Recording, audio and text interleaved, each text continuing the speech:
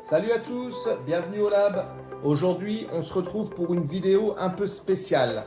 Mon bilan après plusieurs semaines d'utilisation de la X2D. Je voulais vous donner mon ressenti de débutant, sans filtre, sur ce que j'ai aimé et sur ce qui m'a un peu moins convaincu. D'ailleurs, merci à tous pour vos retours sur les premières vidéos. Le premier point, c'est l'imprimante en elle-même et sa qualité d'impression. Là-dessus, il n'y a pas de débat, elle est excellente. Dès la sortie de boîte, sans être un expert, on sort des pièces magnifiques. Que ce soit ma Pokébox, mes pots à pistache, mes diverses boîtes, mes vases et même des accessoires Volkswagen pour un van, le rendu est ultra propre. La machine est précise, rapide et l'écosystème avec l'application mobile est un vrai bonheur pour surveiller ses projets depuis son canapé. Pour ceux qui se posent la question du bruit, elle se fait entendre quand elle va vite, mais ça reste gérable. Côté entretien, la plaque PEI texturée est magique. On laisse refroidir et la pièce se décolle toute seule, pas besoin de forcer, c'est propre et net. D'ailleurs, actuellement, l'imprimante est en pleine impression. Donc là, on va dire qu'elle est dans la phase où elle fait le plus de bruit puisqu'elle est dans une phase rapide. Je vous laisse voir par vous-même.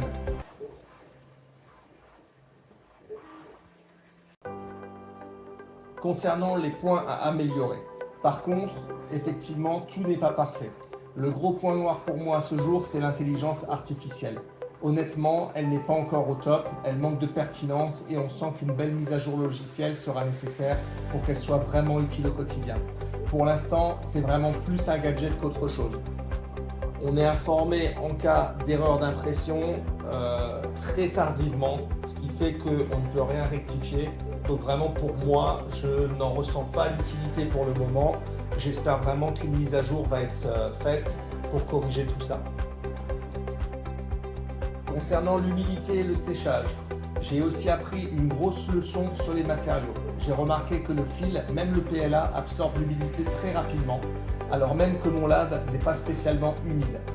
J'ai eu quelques échecs d'impression à cause de ça, notamment et surtout avec du PETG, mais heureusement, avec l'AMS pour faire sécher son filament, c'est ce qui m'a sauvé et m'a permis de retrouver rapidement une superbe qualité.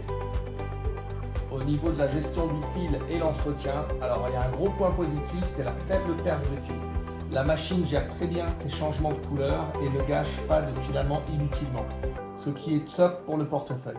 Côté entretien, c'est très simple, la plaque PEI texturée est géniale, on laisse refroidir et la pièce se décolle toute seule. Pas besoin de forcer, c'est vraiment nickel. En résumé, malgré une IA encore un peu jeune, je suis ravi de cet achat. C'est une machine puissante qui pardonne beaucoup aux débutants. Maintenant que mes bobines sont bien sèches, on va pouvoir passer aux choses sérieuses. Mon prochain projet sera une impression d'un dinosaure en taille XL afin de voir comment l'imprimante réagit. Merci à tous en tout cas de m'avoir suivi. N'oubliez pas de mettre un petit pouce bleu, de vous abonner pour ne pas rater la suite et on se dit à très vite au Lab. Ciao!